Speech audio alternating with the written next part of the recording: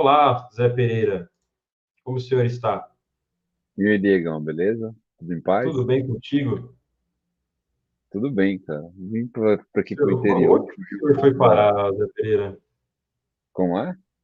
Onde que o senhor está aí? Eu tô na zona rural de Jacareí. Vim Que fugir um isso, pouco da cara? poluição Tá meio lá de São longe, velho. Paulo. Tá meio longe. Enfim, Pereira, seja muito bem-vindo ao Basquete Diegão. É um prazer. Você vai voltar aqui mais tarde, a gente já fala um pouco mais sobre isso, mas é muito bom tê-lo aqui. Você é um dos caras que eu mais admiro, então é um prazer conversar contigo, viu? Seja muito bem-vindo. Muito obrigado. Quem também chegou com a gente é o Bugarelli. O Ricardo Bugarelli estava acompanhando aqui a live com o camarada Woody, aprendeu tudo sobre perfumes e agora vai estar com Quase, a gente para quase tudo, Buga. quase tudo. A propaganda dele estava boa. Ele fez a Cara, propaganda ele, muito boa. ele é um monstro, viu, cara? Você sabe que eu tenho um. Primeiro, boa noite, obrigado, Diegão, pelo convite, cara. Um prazer Boa falar de noite, Buga. basquete. Primeiro, te dar os parabéns aí por fazer parte desse mundo de basquete e. Para um país que é tão tomado pelo futebol, cara, você criar um sábado com tanto conteúdo, com tanta qualidade, com tanta gente, com tanta variedade de assunto, e a gente sabe que o basquete é tudo isso mesmo, dá para você atacar em vários aspectos e você não está deixando passar nada. E aí eu vou confidenciar para o teu fã, para o teu público aqui, antes de dar boa noite para o Zé também, que porra, tá numa escuridão ali, o Zé, mas tá tudo certo, tá com nós. Tô assim, Cara, quando o Diegão, até pra galera ter uma ideia, assim, quando o Diegão mandou pra mim a lista e dos assuntos, ele não mandou só pra mim, só a minha parte de Euroliga, ele mandou o Eu projeto mandei de todo, todo cara. E mundo. eu tomei um susto, eu falei, cara, esse cara é um monstro, né? Por conta de juntar todo mundo e dos assuntos que você vai atacar até o final do dia, cara. Então, assim, primeiro, parabéns pela iniciativa, torço muito por você particularmente. Boa noite, Zé. Prazerzaço, cara. O cara No foi buscar dia. até uma noiva. Exato, porra. O cara tava. Os caras já estavam falando que o Brooklyn Guy tava dormindo, né? Tinha acabado de acordar. Pô, numa noite sombria, pô, tá louco, né? Daqui a pouco o cara é atacado por um monstro do lago aí, a gente não sabe. Mas enfim, Diegão, é legal demais falar de basquete, falar de todos os basquetes. E aí eu te falei ontem e vou completar hoje. No dia que o Twitter morreu, e eu espero que ele volte, eu tava meio que trocando, não vou te falar farpas com o Zé, porque, cara, eu sou amigo de todo mundo que pensa igual a mim, no seguinte aspecto, de tentar ajudar o basquete. E aí a gente tava numa discussãozinha leve sobre o Bruno não, Caboclo, saudável, saudável. saudável, né? E na verdade até falei, viu, Diegão, o Zé, pro Diegão ontem. Acho que não era nenhuma discussão, acho que os dois estavam falando a Não. mesma coisa com palavras diferentes, enfim. Mas aí a gente deixa para resolver hoje, por incrível que pareça, por coincidência. Tamo junto. Zé, te amo, Então. hein, Zé? O Pereira foi até buscar uma luz, então quer dizer que ele tá na expectativa aí para fazer bons comentários. E ó, já quero começar falando de Euroliga. Eu quero perguntar para os senhores. Primeiro para você, Pereira, que você foi o primeiro a chegar, eu vou te dar essa colher de chá. É a melhor Euroliga dos últimos anos? Eu acho que a Euroliga ela vem melhorando com o passar dos anos. Assim. Eu acho que tá tendo um pouco mais de êxodo, não só assim de formação. Você tem a Sim. formação, eu acho que teve alguns jogadores jovens estão surgindo. Talvez com as movimentações da NCAA isso mude um pouco. Mas eu acho que agora mais americanos estão se aventurando mais a vir para atravessar o continente e trazer mais poderio, além de algumas outras figuras veteranos ou jogadores que tentam uma chance na NBA e não conseguem. Então, eu acho que a qualidade técnica, em termos assim de poder de jogadores, assim, a qualidade individual da Euroliga, ela tem melhorado a cada ano. E acho que esse ano, talvez, assim, nos últimos anos, seja o que a gente vê assim mais um pouco mais de talento voltando para a Europa, nesse caso voltando mesmo, porque a gente está falando de um ex-MVP, a gente está falando de jogadores da NBA que tipo, tiveram carreiras sólidas e que estão agora retornando ali ao velho continente para endossar alguns projetos visando ser o time mais forte da Europa. Então, eu estou com expectativa bem alta, cara, bem alta mesmo. Buga voltou. Buga nos ouve? Te ouço, deixa eu só resolver um negócio aqui, porque acho que acabou conflitando Não, fica à vontade. A gente com o tem tempo. celular, cara. Apareceu aqui um vídeo, eu vou até tirar o Bluetooth do celular para ver se aparece a minha webcam aqui, porque tá com a webcam instalada aqui. Vamos ver aqui, parar câmera, vamos de webcam aqui. Vocês estão me ouvindo? Estamos te ouvindo. Perfeitamente. Pô, e eu tô falando do cara tá no escuro, agora eu que fiquei no escuro. Que loucura. Pereira foi buscar a luz. Exato. Cara, eu ouvi o que o Pereira falou, e a sensação que eu tenho em relação à Euroliga é justamente isso. Enquanto eu tô falando, eu vou tentar resolver a câmera aqui. A evolução da Euroliga, ela muito também com o investimento que acontece ano após ano. Acho que os campeonatos nacionais são muito fortes e os caras estão entendendo o tamanho oficial da Euroliga. Prova disso é até o que os caras estão cobrando para fazer as transmissões, por exemplo, para o mundo todo. Eu vou confidenciar aqui para vocês, a Euroliga estava na mão do Band Esportes até o ano passado, o Diegão trabalhava lá e eu corri atrás com a informação que a gente adquiriu de que o Band Esportes não ia fazer a transmissão. Eu tentei correr atrás para ver se conseguia transmitir a Euroliga para o Brasil de alguma maneira, de poder colocar Tabela de Ferro, Café Belgrado, Bola Presa, quem quisesse agregar, Diegão, Bulga, Danilo Castro, quem quisesse agregar em relação às transmissões do basquete europeu, quem são apaixonados por basquete FIBA, pudessem trazer esse tipo de conteúdo com uma cobertura mais ampla, mais completa, com pós-jogo, com pré-jogo, com coisas a mais. E não é fácil assim para a gente trazer a Euroliga. Até o valor pedido mundialmente mostra a qualidade do evento. Eu acho que é um evento que é muito bem feito desde são 25 anos de Euroliga esse ano, né, de Euroliga mesmo. Se você for pegar somente o nome Euroliga, a separação da Liga dos times para a FIBA, né, para aquela fusão, aquela separação da Suproliga no início dos anos 2000. Então, assim, é um torneio com uma expectativa cada vez maior, com investimento cada vez maior. Você vê salários, caras voltando para a NBA, vou citar aqui, por exemplo, um Nikola Mirotic, por exemplo, que já não ganhava mal no Pelicans e volta para jogar na Europa ganhando bem. Então, assim, algumas coisas que você poderia afastar, você não afasta. Então, assim, é um campeonato cada vez mais legal e mais equilibrado. E a expectativa é essa que você falou, Diegão, o Zé também, de ser a melhor Euroliga de todos os tempos, 25 anos. Sim. Vou atualizar aqui para ver se volta a minha câmera. Não, enquanto a gente torce para que volte, Pereira, entrando muito nessa questão, o Buga trouxe um ponto principal. Muitos jogadores ex-NBA jogando na Euroliga agora nessa temporada. A gente pode citar vários exemplos. No Olympiacos tem o Fournier, que acabou de chegar, e são jogadores que chegam na Euroliga e sentem a diferença, né, do jogo praticado na NBA para o jogo praticado na Europa.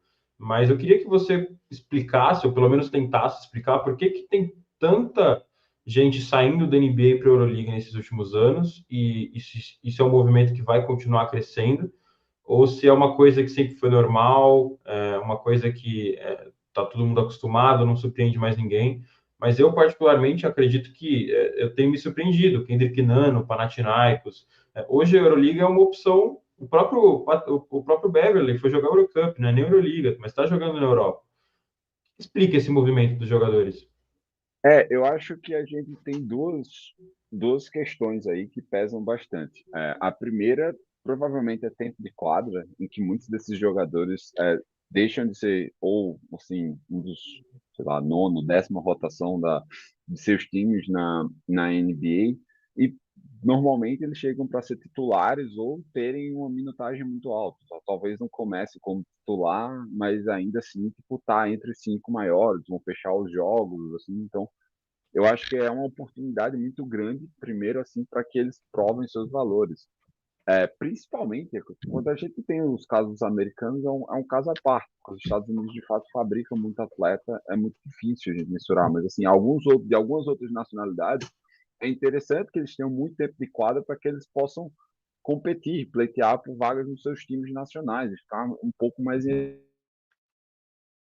a segunda também é um fator financeiro mesmo. Assim, quando você é um jogador que você conseguiu formar um nome na NBA, ou teve uma carreira um pouco mais sólida, talvez em determinado momento a Europa vai conseguir ofertar um salário que vai ser mais vantajoso para você do que ficar mais um ano na NBA recebendo o mínimo, podendo ser cortado a qualquer momento dentro das modificações que existe, ou mesmo ser trocado, que é o Bulga, que trabalha com a NBA no Brasil há bastante tempo, ele vai com certeza saber de vários depoimentos em relação a como é o mercado das trocas e o quanto isso é devastador para alguns jogadores. Na Europa você não vai ter isso. Na Europa, tipo, você vai fechar o contrato e você vai cumprir o contrato ou no máximo você ser dispensado, assim como Ou agir igual o caboclo, né? ou agir igual o caboclo, mas pô, não é o comum. A gente não pode ter, não vou tratar como o caso normal. E aí, então, eu acho que esses são os principais fatores. Agora, se é tempo de quadra, se é dinheiro, se é a oferta, se é o salário, etc., aí eu acho que vai de cada um. Vamos pegar o próprio Olympiacos. O Olympiacos, você tem as duas principais contratações estão vindo da NBA. Você tem o Vezenkov, que tipo foi MVP unânime na temporada retrasada, atravessou o Atlântico, foi lá para o Sacramento. Ele fez parte da rotação do Sacramento. Ele não chegou em algum momento assim a ser ter um destaque parecido, mas assim ele chegou a fazer parte. Teve algumas partidas boas. Foi trocado pro Toronto. E aí o Olympiacos chegou e ofereceu uma grana para ele que ele ia ganhar mais dinheiro. O salário de 5 anos. Ele tinha mais um ano de contrato, o outro era team option. Ele tinha mais um ano de contrato. O Olympiacos foi lá e bancou. Beleza. E mais ou menos assim, um mês depois, o Olympiacos conseguiu trazer o Fournier, o Evan Fournier, por mais de 10 anos na NBA. Já tinha perdido muito tempo de quadra, principalmente depois que ele foi para Nova York. E aí, no Fournier, ele é um caso assim, tipo, pô, na Europa ele claramente vai jogar muito mais, até porque existe aquela parte, alguns jogadores, né, a gente chama do o jogador FIBA, o FIBA Fournier é um cara... Travou o Zé para você, Ivo? Não, foi só para mim. Internacional, mas vai ganhar alguns... Não, pode continuar, querido. Tinha travado, mas pode continuar, Zé. Não, pode continuar, perdão. Beleza. Ele é um jogador de primeira, segunda prateleira ali do nível internacional e ainda também vai ganhar um salário ali na casa de 2 milhões de euros líquido. Então, assim, que é uma grana que ele não ia receber também na NBA. Então, essas oportunidades estão aparecendo e é bom porque a gente tem esse passando talentos aí, tipo, e não ficar tudo concentrado no campeonato e a gente vê mais basquete de mais qualidade e mais opções. Perfeito. E isso, querendo ou não, aumenta o nível do jogo, da competição. E apesar de ter uma discrepância nessa temporada da Euroliga, eu acredito que é uma coisa que pode ser talvez prejudicial para não se tornar a melhor temporada de todos os tempos, é o fato de que os melhores times são bem melhores do que os piores. Talvez a gente tenha aí 6, 7, um top 8 muito forte, mas times como Alba, Berlim, o Asvel, times como o próprio Paris, né, do Splitter, que a gente vai comentar um pouco sobre o Splitter nesse papo aqui, são times que estão bem, com uma discrepância bem grande em relação aos principais, Panathinaikos, Real Madrid, Olympiacos. E eu até pergunto, passando a pergunta para o Bulgarelli agora, uma espécie de power ranking da Euroliga, o que você acha que vai ser dessa temporada? Eu particularmente coloco novamente o Panathinaikos como favorito ao bicampeonato, mas não me surpreenderia caso fosse Real Madrid, caso fosse o Olympiacos, e tem alguns times que estão chegando muito fortes. O Fenerbahçe montou um ótimo elenco, fechando agora com Marjanovic, o próprio Efes, né, o Anadolu, está com um bom time, trouxe Stanley Johnson, New Ora, muitas contratações que a gente realmente não esperava, como eu estava comentando com o Pereira, jogadores que tiveram várias passagens pela NBA, que agora estão na Europa. O que você acha, Buga? Você acha que o Panathinaikos briga pelo título de novo, o Real Madrid continua forte? Qual que é a sua opinião? Cara, a chegada do Cedi Osman acho que dá um peso ao Panathinaikos, sim. Acho que a base mantida é fundamental. Até assisti uma entrevista ontem do Kendrick Nunn e também falando com outros jogadores do Panathinaikos em relação a dificuldade, né? Porque assim, é legal demais você ser o time a ser batido, mas eles também têm uma motivação, porque não é tão fácil você ser um bicampeão consecutivo. Eu vou discordar num aspecto de que não discordar completamente, mas assim, ao contrário, por exemplo, do NBB, a gente que tem uma diferença muito grande. O próprio Alba Berlim, por exemplo, que é o time teoricamente mais modesto, você tem o Asvel, que foi buscar 2 caras de NBA, por exemplo, Shaquille Harrison e o Admiral Schofield. O Schofield foi estrela em Tennessee, por exemplo. Então, assim, os times, eles não são ruins, cara. É que os outros são muito bons. Sim, o investimento, o dinheiro que tem no bolso é muito grande. Até faço um convite para a galera, quem está acompanhando, você tem o Paris, que a gente já vai destacar já, mas a Euroliga começou a soltar uma série de capítulos em relação à chegada do Paris à NBA, o Paris que existe desde 2018, e o terceiro episódio saiu ontem, o terceiro episódio é sobre o Thiago Splitter. E a dificuldade do time é justamente essa, porque assim, o time vem de uma Eurocup, que é um nível um pouco abaixo em relação à Euroliga, mas é um nível muito alto.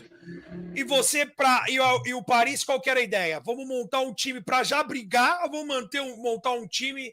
E aí eles não têm essa grana para competir, né? Eu peguei uma parte, por conta da minha queda aqui, eu peguei uma parte do Zé falando sobre a ausência de trocas, tal, que é algo que mexe demais na NBA e na Euroliga não tem, porque o dinheiro fala muito mais alto. Então o Paris falou assim, cara, a gente não tem dinheiro para ligar para o Mike James, tirar o cara do Mônaco e falar assim, meu irmão, vem aqui, nós vamos te dar aqui a Torre Eiffel, mais o Arco do Triunfo, a Mona Lisa e mais 3 milhões no bolso. Cara, é difícil de você montar esse time, você chegando na Euroliga. Então, por isso que essa diferença ela acaba sendo muito grande do investimento. Mas, cara, nada impede de um Alba, de um Asvel, de um próprio Paris fazer jogos duros, serem competitivos, ter uma estrutura muito grande. Eu acho que essa é a grande sacada da Euroliga em relação a tudo. Cara, concordo com você que a gente pode olhar a grosso modo, aí o cara que é apaixonado por basquete vai entender, se você for pegar Grécia, Turquia, a Sérvia recente, a Sérvia historicamente sim, mas a Sérvia clubes, com a volta do Estrela Vermelha, com a volta do Partizan, o Estrela Vermelha não voltou, voltou recente para a Liga, o Partizan a mesma coisa, ficou um tempo ausente, com um investimento menor. Então, quando você pensa em Espanha, Sérvia, Turquia e Grécia, você vai imaginar que o campeão vai sair daí. Então, você tem um Mônaco esporádico aí, investindo, trazendo Kemba Walker ano passado, esse ano, trazendo um Calares e um Papagiannis, uns caras que se deram muito bem lá no Fenerbahçe. Então, assim... O Korkmaz também, que é um baita chutador, e um cara que estava escondido no banco lá no Filadélfia, ficou anos ali na NBA, com aquela sensação, o próprio dia de Osman.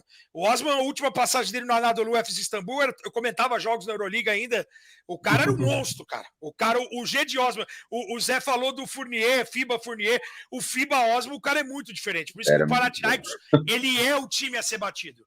Mas eu acho que esses 4 países, eles vão naturalmente montar equipes competitivas por conta do investimento. Então, se você falar assim, o campeão sai desses 8,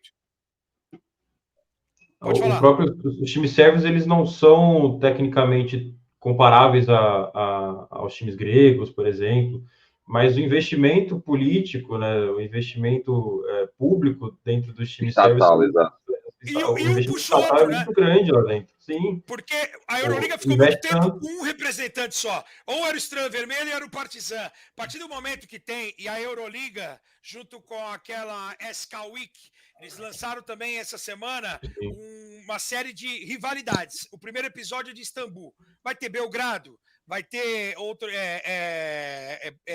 Atenas, vai ter outros lugares. Imagino eu que tenha algo com Madrid e Barcelona, não na mesma cidade, mas uma rivalidade muito grande, como pode ter Milano e Bolonha, que são 2 cidades apaixonadas por basquete.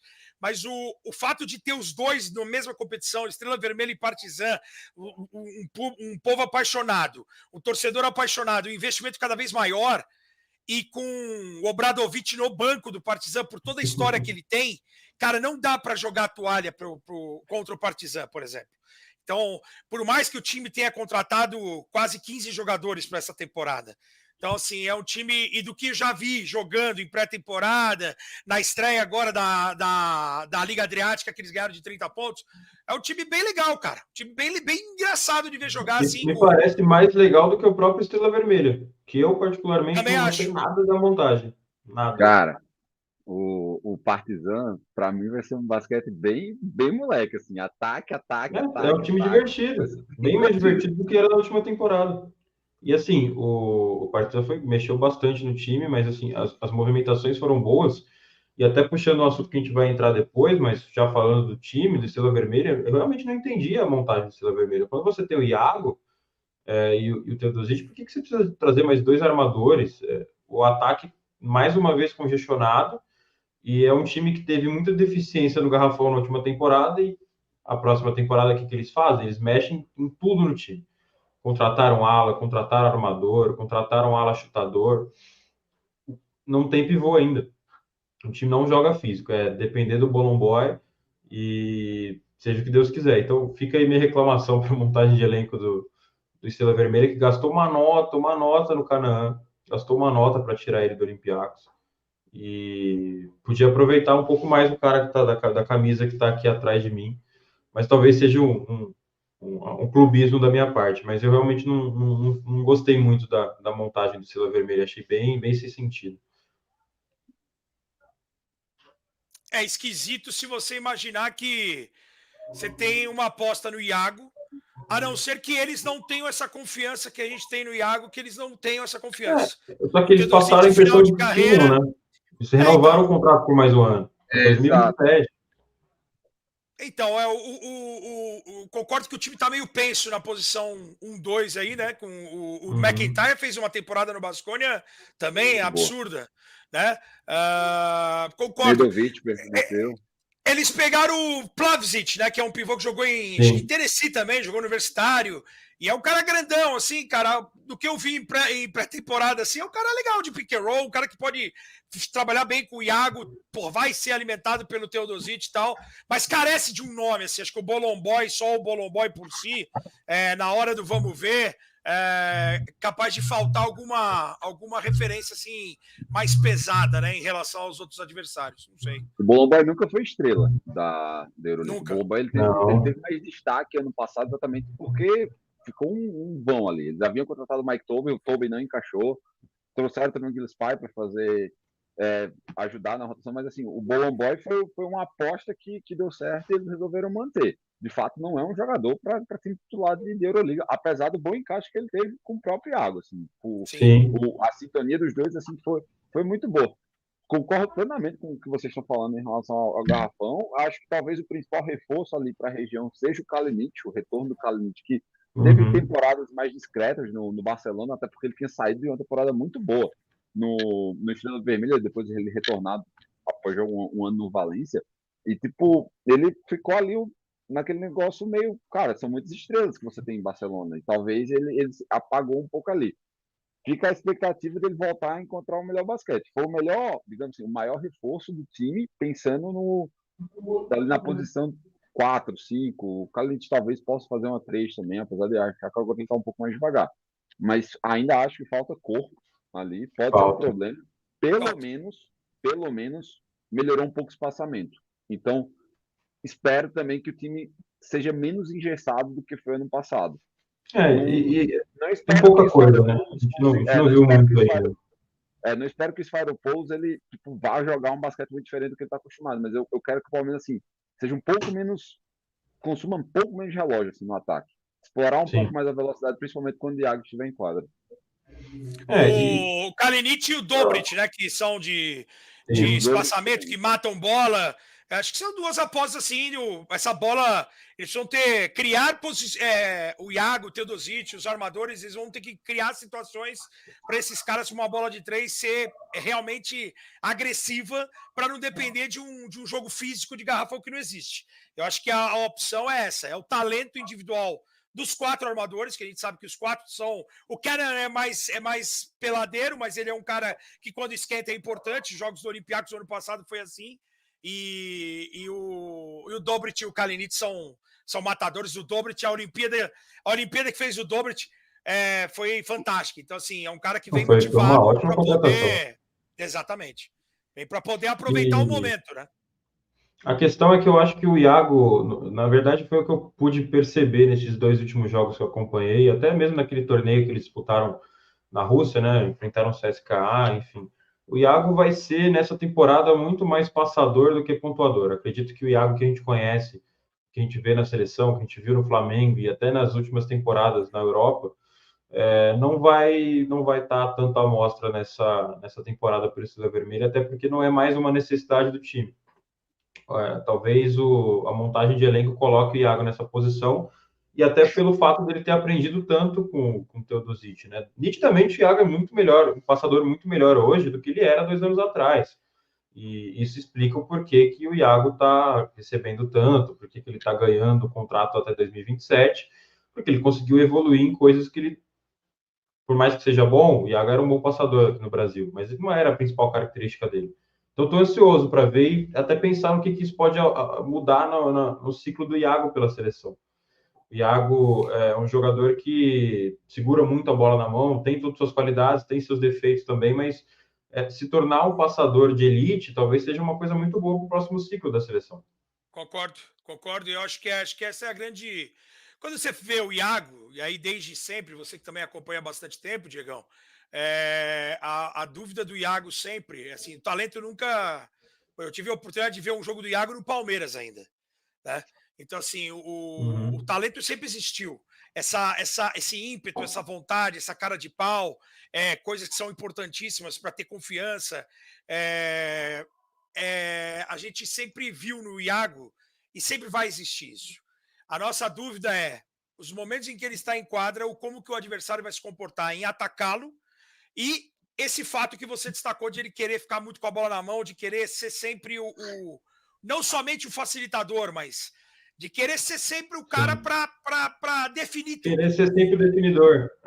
Exatamente. E aí o cara pode definir e ganhar jogos, e o basquete proporciona isso, não somente fazendo cesta, cara. Eu acho que, assim, se ele se tornar um passador de elite ainda melhor, e obviamente que se pagarem arremesso para ele, ele vai ter condição de matar uma bola, mas se ele tiver como o argumento principal do seu jogo o passe, a criação, a criatividade, a leitura da defesa adversária para jogar com os grandes, para botar a bola no lado contrário para o chutador, e esse entendimento cada vez melhor, vai ser muito bom para ele, melhor ainda para a nossa seleção. O que eu não quero que ele amanhã pare de chutar todas as bolas, não, mas o que eu quero é que ele trabalhe dessa maneira com maior intensidade e com maior, se tivesse que fazer uma proporção de 100%, que isso seja 80% do jogo dele. E a criatividade que ele possa usar em todos os sentidos, mas que ela seja ainda mais apurada na hora de jogar coletivamente, como o esporte carece, entendeu? Eu acho que é uma oportunidade. E o próprio Iago teve legal. ótimos professores, né? Ele teve ótimos professores. No Flamengo, Balbi, na seleção Huertas, agora no Estrela Vermelha, Teodosic. Tem a inspiração dele, que é um cara que ele é parceiro e é fã, que é o Campazzo, é um jogador que ele pode se inspirar nessa nova fase, mas igual o comentário do Caio aqui, ó, o Iago nesse início de temporada se mostrou mais maduro. E assim, é uma coisa que a gente não pode esperar mais nesse time do Estrela Vermelha, que o Iago faça 20 pontos, 30 pontos por jogo, como ele fez em jogos vazios, assim, da última temporada. Eu não sei se são números que mostram tanto, assim, nossa, o Iago fez realmente uma temporada absurda, teve jogos de 20 pontos, mas eu prefiro realmente ver o Iago com jogos de 10, 15 assistências. Talvez ele seja capaz de fazer isso, se ele realmente focar, porque a idade talvez seja a idade para isso, né? O momento que ele está agora na temporada, na carreira, é o momento para testar. E o Estrela Vermelha, se der a oportunidade, enquanto o Teodosic estiver por lá. Mas, no geral, eu realmente gosto, voltando ao assunto das montagens de elenco, eu gostei também do time do Real Madrid. Eu acho que, por mais que perdeu o Yabusele, é um time que conseguiu repor com o Garuba, perde, né, um pouco de espaçamento, trazendo Ibaka, trazendo o Garuba, não conseguiu trazer o Bertans, que acabou parando no time de Dubai, inclusive ganhou, né, do Estrela Vermelha na estreia da ABA, mas é um time que me parece novamente disposto a buscar o título. Não sei se vocês têm a mesma impressão, eu não consigo imaginar o Real Madrid longe dessa disputa, por mais que tenha perdido um dos seus principais jogadores. Acho que repôs muito bem. O que você acha, Pereira? Eu acho que eu vou até estender um pouco o comentário. Eu acho que a gente tem tudo para que, se fosse guia lógico ou força de elenco, talvez o Final Four se repita. Assim, eu acho que o Real Madrid, de fato, o Real Madrid é que o título do Panathinaikos acabou ofuscando um pouco, mas assim, as primeiras 20 semanas do Real Madrid foram um espetáculo, assim, foi coisa, foi o basquete no mais alto nível, assim, que eu não me recordava de ver uma coisa assim tão avassaladora na Europa, eu realmente não me recordava. E foi muito bonito. E aí é até um lance assim do que a gente discute da magia do basquete europeu. O fato de ser nesse formato Final Four dá margem para acontecer o que aconteceu. Você, tipo, tem um deslize, do outro lado você vai ter um time muito, muito forte. Assim como, por exemplo, o Olympiacos, ele não tinha um elenco, na minha opinião, para tipo, chegar onde chegou. Porém, assim, tipo, naquele jeito parar o jogo do Bartzokas, o sistema dele deu certo e ele dessa vez conseguiu o espaçamento. Então, tipo, o time provavelmente vai voltar a ser tão forte quanto era na temporada em que o Real Madrid foi campeão. Eu acho que esses três hoje são times muito, muito fortes. Aí eu acho que a quarta posição é que vai ficar uma briga exatamente entre Fenerbahçe e Mônaco. Eu acho que vai ficar por Quem aí. que você escolheria? Hoje eu vou de Fenerbahçe. Eu acho que Concordo. o principal problema do Mônaco, veja só, eu acho o elenco do Mônaco fascinante. Mas eu acho que o time não conseguiu evoluir e em série de playoff em que você precisa fazer ajustes melhores aguçados, assim, melhor, mais críveis. Eu acho que o Sasa Obradovic, ele não faz as melhores leituras. Ele é muito dogmático ainda, eu acho que ele ainda força em determinados momentos muito jogo com o Big, assim, tipo, ele mantém os dois lá dentro, sempre interior e tal. E teve uma hora que o Saras, que é um cara tipo, que também recebeu esse tipo de crítica, abriu a quadra, mais, um pouco mais de volume, etc. Tipo, o Fenerbahçe tem um ala mais jovem, um naturalizado bósnio chamado Biberovic, que é um gatilhaço. Esse cara mete muita bola. O Saras tirou o cestinho assim de uma hora para outra, o cara começou a meter muita bola. Então, assim, eu acho que o Fenerbahçe está nessa condição. O que vai acontecer, assim, num Final Four, é muito imprevisível. Mas eu acho que, tipo, hoje, assim, se fosse para apostar, eu acho que ficaria entre esses cinco. Concorda, Buga? Ou faria Concordo. alguma mudança? Não, eu acho. É que quando você começa a ver os elencos e conhecer as histórias. Cara, eu gostei da Uhum. montagem do Olímpia Milano, por exemplo. Eu acho que Sim. tem alguns caras ali interessantes. Cara, eu vi esse Nenad Dmitrievic jogar, nunca tinha visto jogar. Achei um cara muito legal. Vi a final da Supercopa, em que teve um puta jogo contra o Virtus Bolonha, foi para prorrogação. O Polonara jogou demais pelo Bolonha. E o Olímpia Milano, que tem o Ettore Messina no banco, eu acho que esse é um detalhe também que faz a diferença, que faz a gente acreditar em outras equipes. É o cara que está no banco. E o Zé foi perfeito na análise do Obradovic, do Sacha, porque ele é pior do que o Sarunas. O Sarunas é mais intenso, é mais sanguíneo. E eu acho que ele vai conseguir tirar esse coelho da cartola, como ele tirou com o Biberovic. Eu acho que ele entra mais na quadra, até por ter sido um puta jogador e multicampeão da Euroliga, com o Maccabi, com o Barcelona, com o Panathinaikos. O cara está acostumado a isso. Então acho que o cara sabe o caminho das pedras. Por isso que o Fenerbahçe é muito forte. Chegada do Boban, cara. O Boban versão Euroliga, ele era um absurdo. Né? O Boban, porque a gente olha o Boban, guardado essa brincadeira, como um bobalhão, como um cara gente boa, um cara É que todo mundo quer caricato, ser né? amigo, caricato, Uhum. mas ele o cara é muito dominante. Né? E a gente vê o cara escondido no banco, como o Teodosic ficou escondido no Clippers, como o Spanulli sequer jogou no Houston Rockets. Então a gente tem o cara que acompanha muito o mundo NBA, o cara acha que esse jogador é porcaria. O cara vai se surpreender com o Fournier de volta agora, com o Osma de volta, com o Korkmaz de volta, com esses caras jogando em nível Euroliga assim. Eles não desaprenderam a jogar. Tem que lembrar que na abertura da Olimpíada de Tóquio, o Fournier comeu os Estados Unidos, com Kevin Durant, com Lillard, com Tatum, com Devin Booker, com Drew Holiday. E os Estados Unidos foi campeão depois em Tóquio na final, mas o Fournier jogando pra caramba. Então, assim, a gente acha que... tanto que eu até tenho que tomar cuidado nas transmissões, que eu tenho um amigo que chama o Fournier de Fournierro, de tanto que ele erra, né? Torcedor dos Knicks. E aí a gente se acostumou a tirar barato do cara, né? É a mesma coisa dos caras que falam, esse cara é braço, o cara na Fórmula 1. Cara, só do cara tá lá entre os 30 corredores e o cara é um monstro dirigindo. Pode dirigir melhor que todo mundo junto aqui e não tem condição. Então, assim, eu acho que é muito legal ver o Fenerbahçe e eu torço sempre pelos sérvios. Eu sou apaixonado pelo povo sérvio. Eu, por ser corintiano, família corintiana, ter preto e branco praticamente na casa inteira, eu tenho uma queda pelo Partizan, tive até um Flamengo e Palmeiras que teve na ida, no Maracanã, vou confidenciar isso aqui, que é uma história legal, recente. Durante a Olimpíada, teve o Flamengo e Palmeiras, a ida das quartas de final das oitavas, né, da Copa do Brasil, e era um jogo exclusivo do Prime Video, e o Prime tinha um camarote no Maracanã, e assistiu do meu lado Petkovic.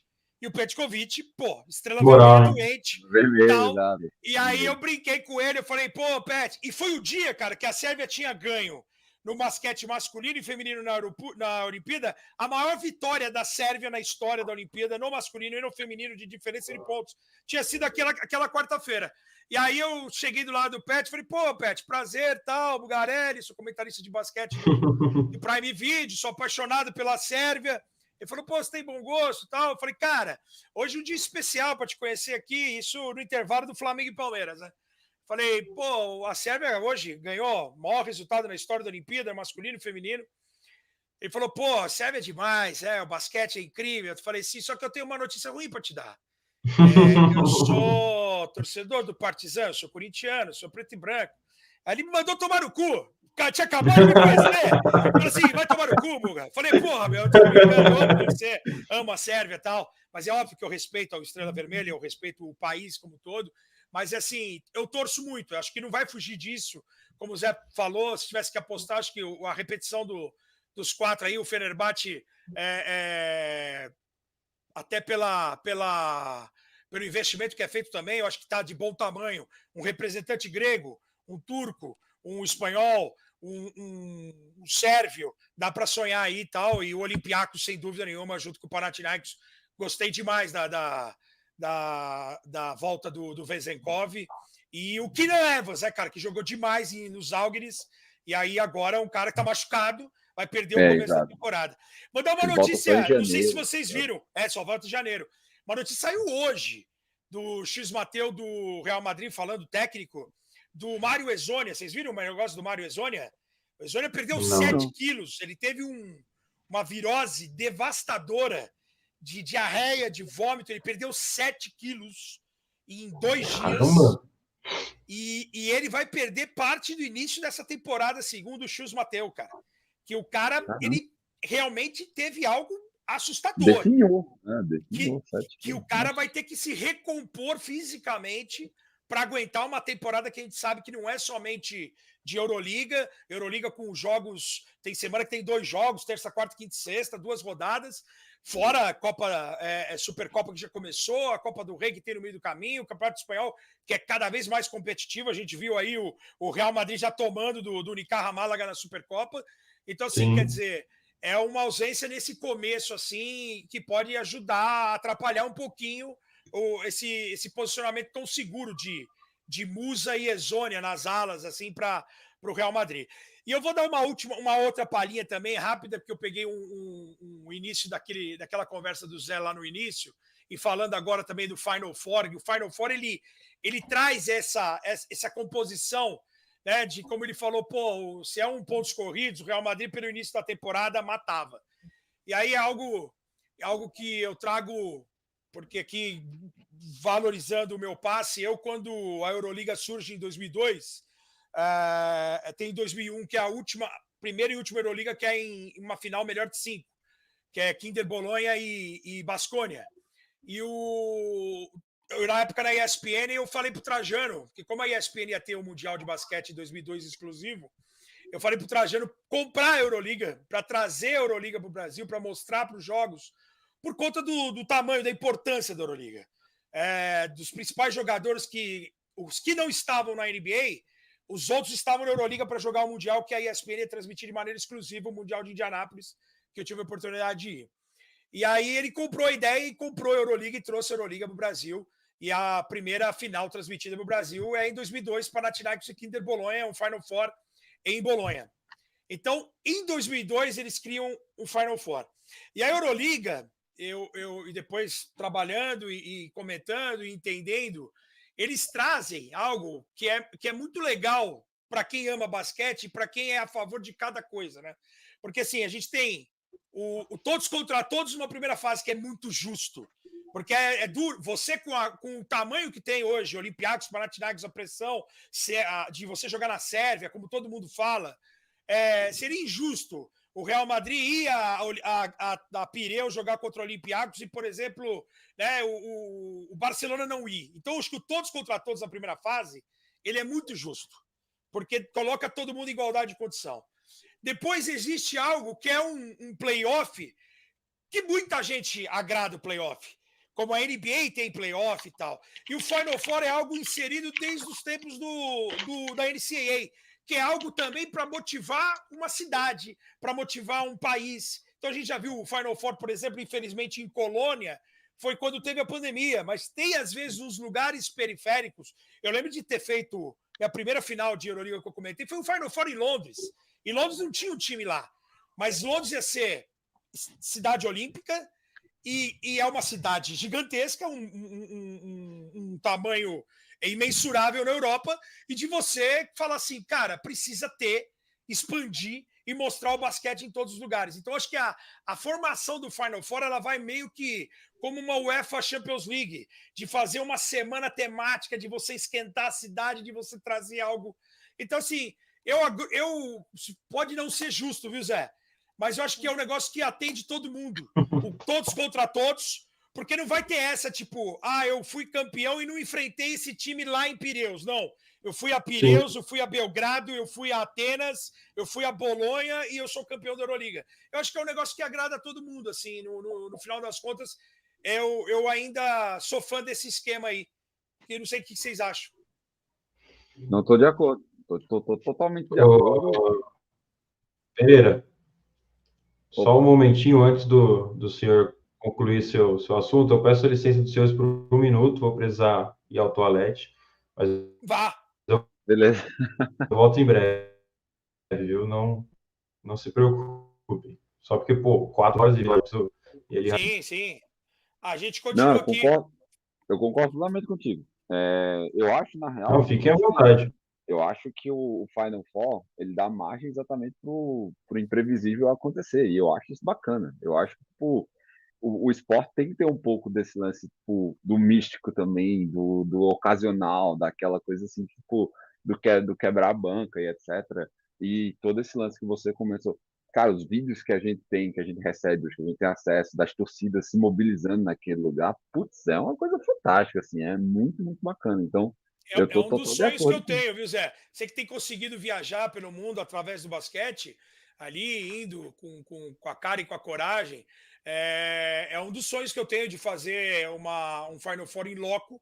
Eu comentei esse primeiro Final Four em Londres, que o Olympiacos também vira contra o Real Madrid de uma maneira absurda, como virou, não tão absurda como aquela contra o CSKA, que perdia de quase 20 pontos no final do terceiro quarto, aquela em Istambul, mas em Londres eu lembro do Olympiacos também começar muito mal e aos poucos virar o jogo, e o Real Madrid com o Mirotic, com uma panca gigantesca e com uma possibilidade muito real de ser campeão europeu, e o Real Madrid o maior vencedor, aquela mística de o Real Madrid quando chega e não perde, coisa e tal. Então, assim, não só o deslocamento, eu acho que a valorização de um espaço, de uma cidade que às vezes não conhece tanto o basquete. A gente já tem a qualidade dos lugares também. Por exemplo, o Alba Berlim, vira e mexe, Berlim é sede de Final Four, pela Uber Arena que tem lá, tal, que é um negócio também estrondoso. Eu acho que é um negócio bem legal. E a emoção, ela não se perde. Ela pode... e o pessoal nem se lembra, depois de Justiça, se teve uma temporada assim... Porque também é difícil você ter um time 36, né, com 34 numa primeira rodada, para praticamente imbatível, que não caia, né? Ou que seja eliminado precocemente. Então, desde o modelo dos pontos corridos da primeira fase, o primeiro seed nunca foi campeão. Então, Então você vê que é muito legal esse. Assim, e se tivesse uma discrepância muito grande, se assim, o primeiro seed fosse um time praticamente imbatível. Por exemplo, a gente teve o Paris o ano passado no Eurocup com uma derrota.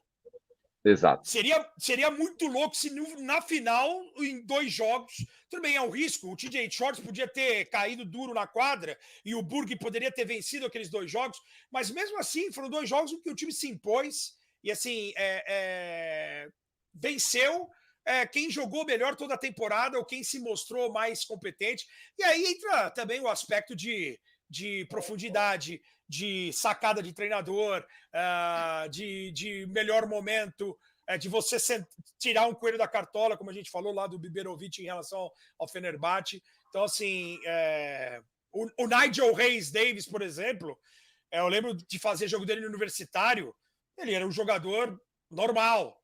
Comum, né? Cara, esse ano, a entrevista dele ontem no negócio da Euroliga é até legal, porque agora eles só chamam ele de senhor 50, porque o cara fez 50 pontos num jogo de Euroliga em 40 minutos, num jogo FIBA, o cara fazer 50 pontos é quase os 100 pontos do Will Chamberlain, cara, é uma loucura, né?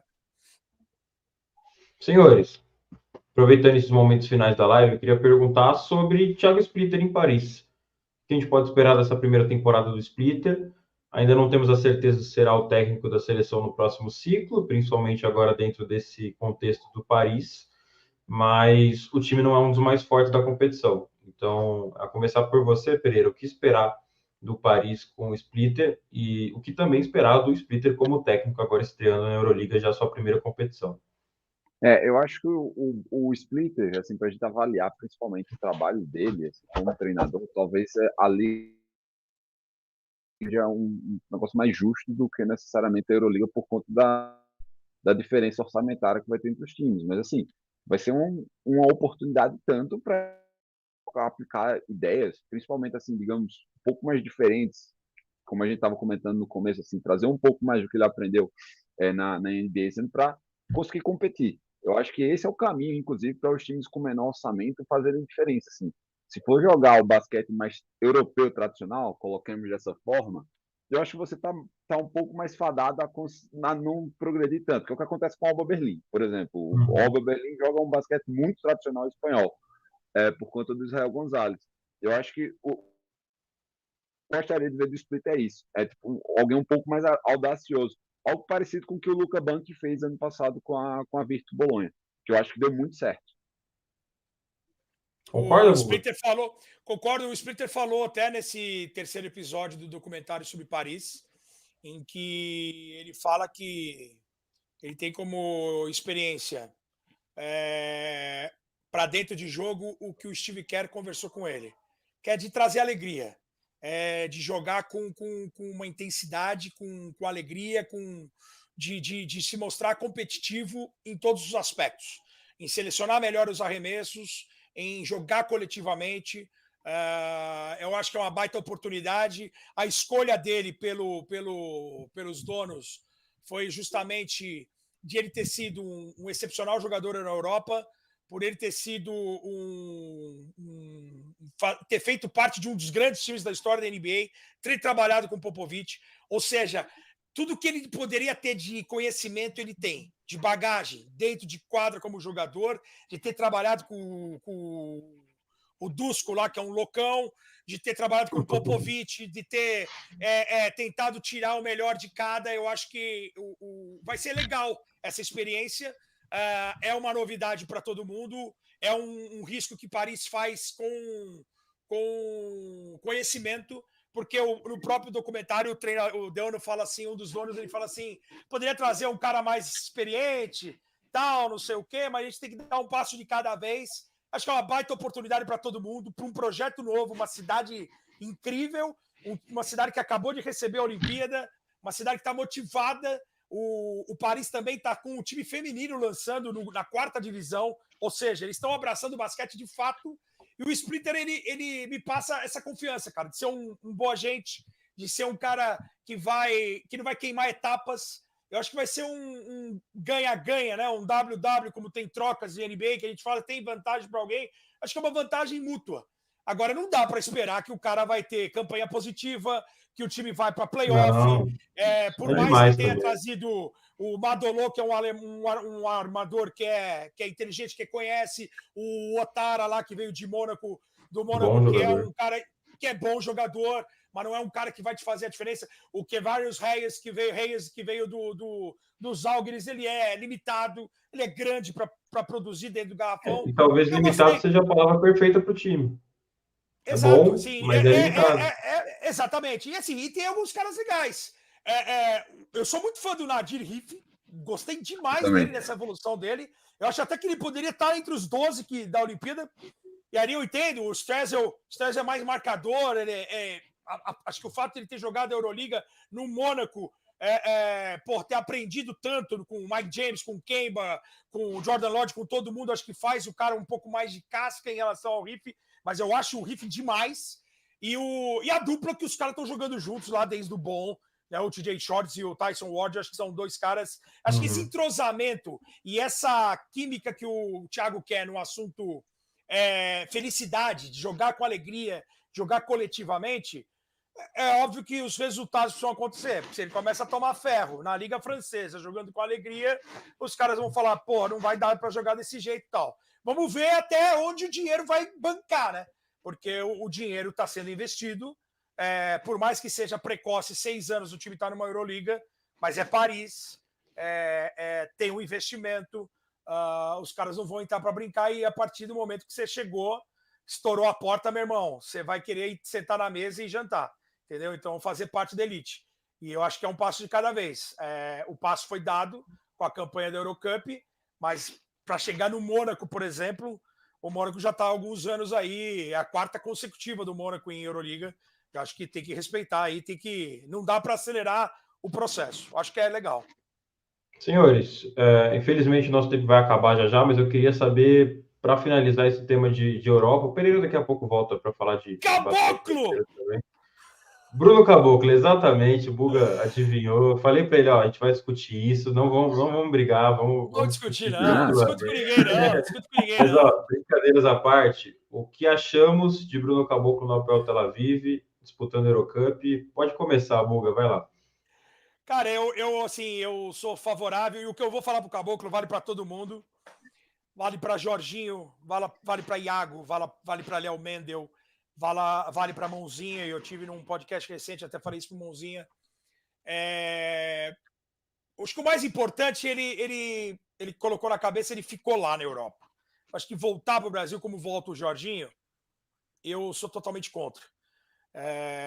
Por vários aspectos. Individual, porque eu não consigo ver um retorno da Alemanha para o Brasil, o cara se desenvolver, ou que o Jorginho vai fazer algo diferente nesse ano no NBB, ou que o NBB possa agregar para ele nesse momento na carreira algo diferente em relação ao jogo dele individual e pensando em seleção brasileira.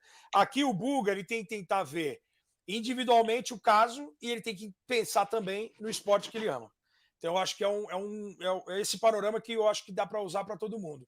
Então eu sou grato do Caboclo ter ficado lá. A última vez que eu tive uma conversa com ele foi quando ele estava no São Paulo. Eu falei, cara, ele ganhou ali a Champions League das Américas. Eu falei, cara, aqui tá pequeno demais para você, e você ainda é novo, você precisa se testar, você não pode voltar nunca mais para cá. Você volte para abraçar a gente, sair para jantar, se você quiser me dar um abraço, volte, estou aqui de braços abertos, te amo.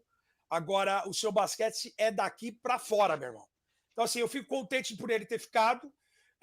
Quando não foi nenhuma discussão, foi uma colocação de opiniões. Eu não sei o que vai agregar jogando num Hapoel, mesmo jogando no Eurocup, em relação ao Partizan. Eu não sei. Eu não sei o problema extra-quadra dele, que não é de agora, porque ele teve problemas para chegar até o Partizan, ele sempre teve problemas de comunicação. Eu não sei quem cuida da carreira do cara ou quem não cuida, né? Porque sempre teve esses problemas extra-quadra, desde a chegada dele a Toronto.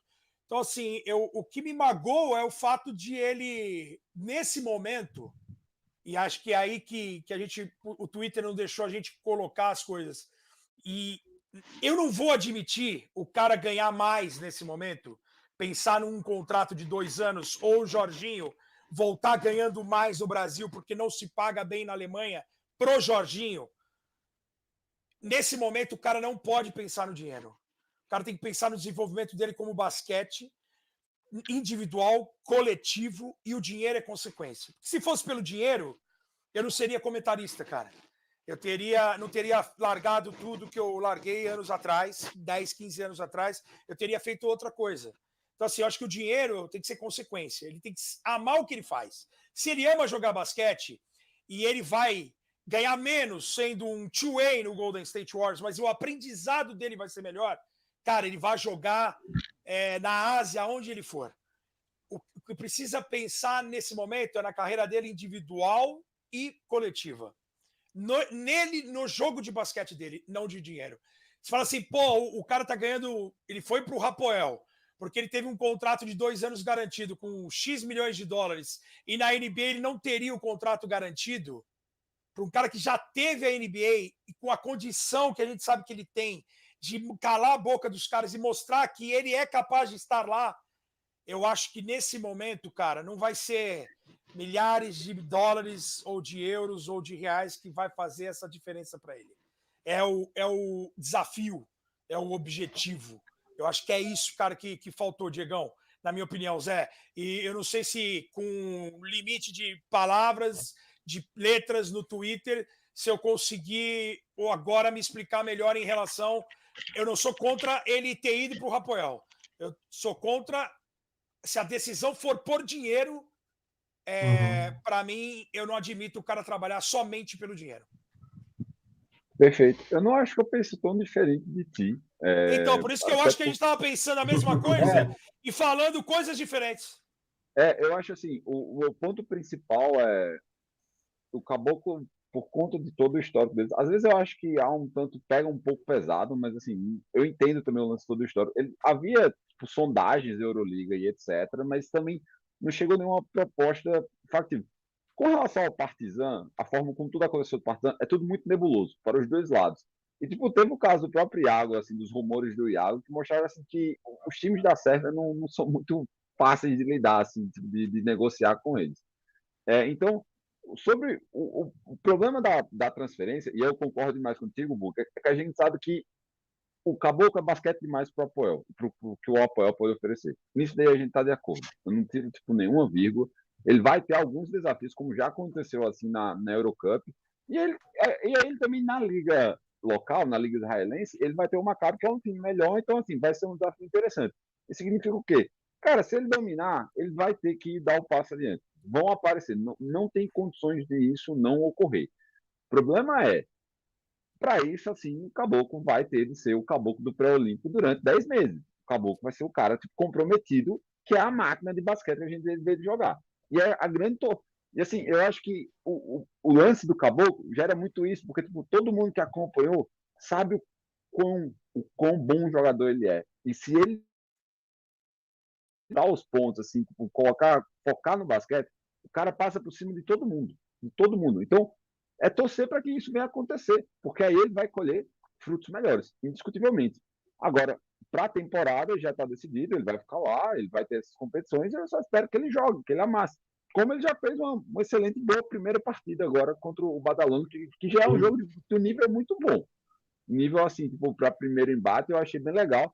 Já conversei isso com eu também acho que o treinador ainda tá pecando em alguns momentos assim na rotação e isso, mas eu espero que isso vá ser ajustado durante a temporada, porque o Apoel, pelo mercado que fez, vai ter muitos holofotes e isso vai ser bom para ele, caso ele jogue bem. Senhores, muito obrigado. Dentro dos cenários, né, Tiagão, o legal, porque é um time em evidência, é um time com investimento, Diegão. É um time que vai estar no visual de todo mundo. Né? Que talvez esteja na Euroliga. Diegão, que talvez esteja na Euroliga. Só um ponto que eu falar, num comentário anterior do Buga, que ele mencionou sobre quando ele trabalhava na ESPN, o Buga, só queria confessar que eu sou um fã de basquete europeu por sua causa, então, por conta disso. E vou lembrar exatamente assim um específico que era, eu sei que você com certeza botou o dedo nisso, que foi aquela foto, aquele flash que era do time do Barcelona, comemorando o primeiro título da Euroliga, que o Varejão estava lá. que era muito bem explorado exatamente para fazer a propaganda da Euroliga. Eu sou fã do basquete europeu dessa época, então muito obrigado por você ter ajudado a popularizar o basquete europeu. Eu ajudei indiretamente, assim, porque a minha alegria e a minha frustração, ela foi praticamente na mesma proporção. Porque do mesmo jeito que eu faço a ESPN contratar a Euroliga em 2002, quando eu volto do Mundial de Indianápolis, eu saio da ESPN. Então a ESPN com a Euroliga, ela não teve o Bulga na Euroliga, nem produzindo, nem coordenando. Eu só produzi e coordenei o único Final Four. E depois do Mundial de Indianápolis, eu saio da ESPN. E quando a Euroliga ela entra de volta para o Brasil, saindo da ESPN e indo para o Sports Plus, que é um canal da Sky que tinha de esportes, foi de novo através do Bulga, porque o Caio Milan, que era o diretor, ele falou, vai ter uma Euroliga aqui, porque era o Sports Plus era dentro da Sky, a Sky era ligada junto com a DirecTV e a América Latina, e a DirecTV da América Latina ela tinha os direitos da Euroliga.